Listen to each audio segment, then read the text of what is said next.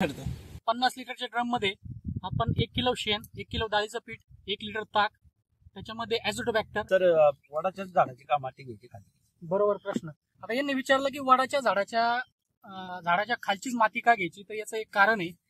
आपण ज्या स्लरी करणार आहोत हे खरं अन्नद्रव्य जीवाणूंचं आहे. कारण वर्षानुवर्ष जवळजवळ 100 वर्ष झाडाचं आयुष्य आहे. बरोबर. आता 20, 25, 30 वर्षाचं काय झाड आपल्या गावात असेल त्याच्या खालची का घ्यायची? कारण 20 वर्षापासून पक्षी त्या झाडावर बसून खाली विष्ठा करतात. बरोबर आहे. परत आपले जे त्याचे जुने पानं असतात ते खाली पडतात आणि त्याचं कर्ब तयार होतं. म्हणजे ऑलरेडी त्याच्या खाली जीवाणू जास्त प्रमाणात तयार झालेले असतात. मग आपण ती स्लरी करतो, त्याच्यामध्ये हीच माती घ्यायची. कारण त्यांचा काउंट हा जास्त वाढतो. म्हणजे आपण दुकानातून जे बाहेरच्या औषध आणतो बॅक्टेरिया वाढवण्यासाठी, त्यापेक्षा आपण वडाच्या झाडाच्या खालची माती यासाठी घ्यायची आहे. याचं कारण हे की विष्ठा पडलेली असती खाली आणि ते वर्षानुवर्ष तिची प्रक्रिया झालेली असती. जीवाणू तेच खाद्य म्हणून ते वापरत असतात. त्याच्यामुळं जीवाणूंचं साठी जास्त वाढण्यासाठी ही माती आपण तिथली वापरली पाहिजे स्लरीसाठी. स्लरी मध्ये ॲझोटोबॅक्टर हे कधी वापरायचं असतं? आता ॲझोटोबॅक्टर पहिली गोष्ट समजून घेतली पाहिजे. आपण ॲझोटोबॅक्टर टाकायचं कधी? फळ धारणेच असताना, फुलकळीत असताना की झाडाची आपण जेव्हा लागवड करतो कुठल्याही पिकाची तेव्हा टाकलं पाहिजे. तर ॲझोटोबॅक्टर हे कुठल्याही पिकाच्या सुरुवातीला लागवडीच्या वेळेस जर आपण टाकलं गेलं स्लरीमध्ये तर अतियोग्य. कारण त्याचं कारण असं आहे, आपली जी झाडांची वाढ खुंटते, जास्त पावसामध्ये ऑक्सिजन कमी येतो, त्याच्यामुळे मुळ्यांची संख्या आपली थांबली जाते. मग आपण दुसरे खतं लोटत असतो त्याच्यामध्ये, तर त्याच्यामुळे झाडाची वाढ होत नाही. याच्यासाठी ॲझोटोबॅक्टर, याचं कारण असं आहे, ॲझोटोबॅक्टर टाकल्यानंतर मातीची सुपीकता वाढते. मातीची सुपीकता वाढली, माती सच्छिद्र बनते. सच्छिद्र याचा अर्थ असा आहे, मुळ्या डेव्हलप होतात. तुमच्या मुळ्या डेव्हलप झाल्या तर तुम्ही खाली जे शेणखत, इतर रासायनिक खत जे टाकलेले त्या मुळ्यांचा अपटेक चांगल्या प्रकारे होतो.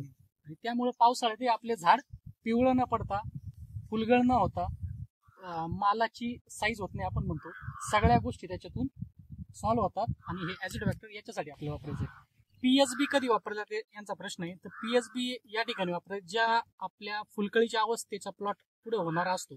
समजा आपली फुलधारणा 1 महिन्याने होणार आहे किंवा आपल्या फुलकळीच्या अवस्थेतला प्लॉट आहे, म्हणजे फॉस्फरस युक्त बॅक्टेरिया त्या कधी वापरल्या जातात का? फॉस्फरसचं अपटेक झालं पाहिजे चांगलं. फॉस्फरसचं अपटेक झालं त्यानंतर आपली फुलकळी चांगली होते, त्याच्या फुलकळीचा स्ट्रोक चांगला निघतो आणि फळात रूपांतर लवकर होते. त्यासाठी फॉस्फरस वापरलं पाहिजे. फॉस्फरसचा अजून एक उपयोग आहे, खाली ज्या बुरशीजन्य जे रोग असतात त्याच्यामुळे फ्युजेरियमचा अटॅक होतो.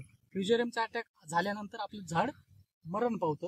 त्यासाठी आपल्याला फॉस्फरस युक्त बॅक्टेरिया अशा टायमिंगला वापरला गेला पाहिजे. केएसबीचा वापर कधी केला पाहिजे? केएसबीचा उपयोग असा आहे, जेव्हा आपलं फळात राहतं, फळ फुगवण होत नाही पावसाळ्यामध्ये, किंवा आपल्या जमिनीची प्रत कशी असते माहित नाही शेतकऱ्याला, त्याप्रमाणे आपण त्या फळाची फुगवण होत नाही. तर केएसबी वापरण्याची पद्धत असते, जेव्हा आपली फळ चकाकी देण्यासाठी, फळाची साईज होण्यासाठी, का ते फळातली पेशी विभाजन झाल्यानंतरच आपलं फळ फुगवण होतं, तसं होत नाही. तेव्हा केएसबी बॅक्टेरिया हे आपल्या फळ फुगवणीच्या याच्यात वापरलं पाहिजे. पोटॅशियुक्त बॅक्टेरिया आहे. 1 किलो डाळीचं पीठ, परत ॲझोटोबॅक्टर, परत 1 किलो गूळ, 1 किलो शेणखत आणि वडाच्या झाडाखालची 1 किलो माती आणि 1 लिटर गोमूत्र, असं पूर्ण एकत्र करून घ्यायचंय. पूर्ण ते एकजीव झालं पाहिजे सुरुवातीला. पण डायरेक्ट ड्रम मध्ये टाकायचं नाही, कारण ड्रम मध्ये टाकल्यानंतर ते किती कालवता येत नाही, किती उरगळतं, किती काय होतं आपल्याला माहित नाही. तर या पद्धतीने आपण पूर्ण मिक्स करून घ्यायचंय, जेणेकरून काय होईल, हे वरतीच एकजीव होईल. आता स्लरी वापरतात लोक बरेच, पण त्या स्लरीचा उपयोग आपण म्हणतो की फक्त मुळ्या वाढतात, असं काही नाहीये.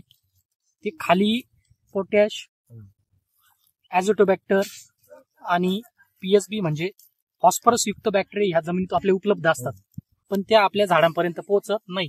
कारण कशामुळं? त्याला अन्न खायला काहीच नाही, अन्नच नसतं त्याला खायला. म्हणजे अन्न म्हणजे काय? ते फक्त सेंद्रिय कर्बावर जगतं. सेंद्रिय कर्बावरती त्या जमिनीतल्या बॅक्टेरिया जगतात, तेव्हा ते डेव्हलप होतात. पण आपले सेंद्रिय कर्ब कमी झालेले आपण रासायनिक टाकून स्लरी ज्याला म्हणतो ना आपण, हे खरं अन्न आहे जीवाणूंचं. पीएसबी, केएसबी, ॲझोटोबॅक्टर जे आपण देतो याला झाडांना, आपली झाडं सशक्त, फुलकळी, फळधारणा होण्यासाठी. तर हे जे आपण अन्न बनवतो, हे अन्न आपण त्याला महिन्यातून एकदा दिलं पाहिजे. आता आपण ड्रम छोटा घेतलेला 50 लिटरचा, पण हा 50 लिटरचा ड्रम हा आपल्याला कमीत कमी 2 ते 3 महिने पुरेल. याच्यामधले 2 लिटर आपण प्रत्येक 200 लिटरला वापरू शकतो. आता हे पूर्ण द्रावण आपण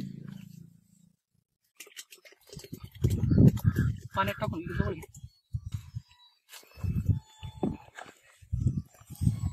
पूर्ण द्रावण आपण पाण्यात टाकून घेऊ.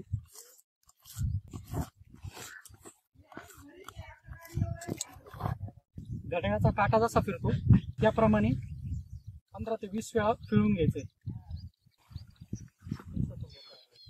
दिवसातून पहिल्या 12 तासामध्ये 2दा त्याचं मिक्सर करून घ्यायचंय का, म्हणजे ते आपलं पूर्ण एक जीव होतो. आता हे कमीत कमी 24 तास ठेवायचं. 24 तासानंतर मग तुम्ही 2 लिटर 200 लिटर पाण्यासाठी वापरू शकता. हा, आणि हे परत 2 लिटर पाणी कमी झाल्यानंतर त्याच्यामध्ये परत 2 लिटर पाणी टाकायचं. जी वरची जी आहे वरचं फक्त 2 लिटर पाणी घ्यायचं आपण.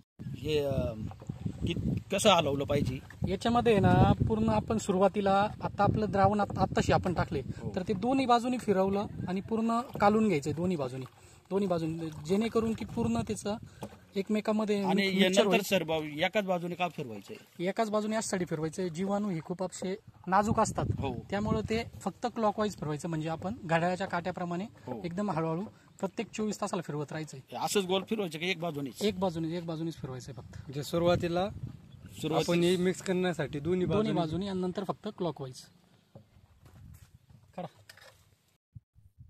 2 लिटर घ्यायचं याच्यातलं 24 तासानंतर आणि 200 लिटर पाण्यात सोडून द्यायचंय. त्या पूर्ण आपण जे मिश्रण झाल्यानंतर 200 लिटरला 2 लिटर मिश्रण झाल्यानंतर हे आपलं असं कापडाने काही जण ड्रमचं झाकण लावतात, त्याच्यावरती छिद्र पाडतात. तसं न करता पूर्ण कापडाने असं बांधून घ्यायचंय.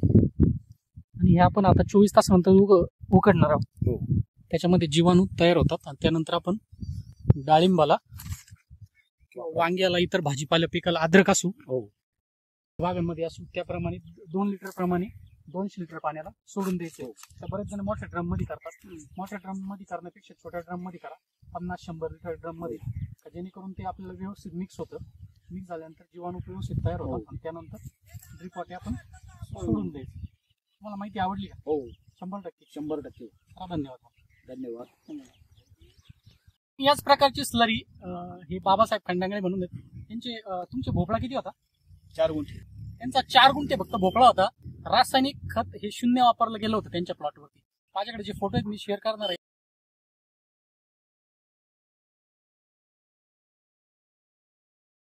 पण ते 4 गुंठ्यामध्ये आपले पहिली गोष्ट पैसे तर जाऊ द्या, पण भोपळे किती निघायचे 4 गुंठ्यामध्ये? 4 गुंठ्यामध्ये 400, 500, 600 भोपळे निघायचे. 600 भोपळे एका टायमाला. तो तोडा किती दिवसाला व्हायचा? दिवसाआड तोडा आणि 400 भोपळे. जास्त सांगते असं वाटत नाही? बरोबर ना? कमी काढलेच नाही. म्हणजे 2 दिवसाआड तुम्ही 400 भोपळे. आणि तुम्ही जे औषध सांगितलं मी त्याच पद्धतीने औषध केलं, त्याच पद्धतीने वापरलं. बरोबर. तर 400-500 भोपळे निघाले. बाजार किती होते ते? 65 रुपये, 50 रुपयापासून मला 50च्या कमी बाजारच भेटला नाही. बापरे. म्हणजे तुमच्या जे घरासमोरचे वावर आहे 4 गुंठे, त्याच्यामध्ये किती रुपये झाले होते तुमचे? 2.5 लाख रुपये झाले होते.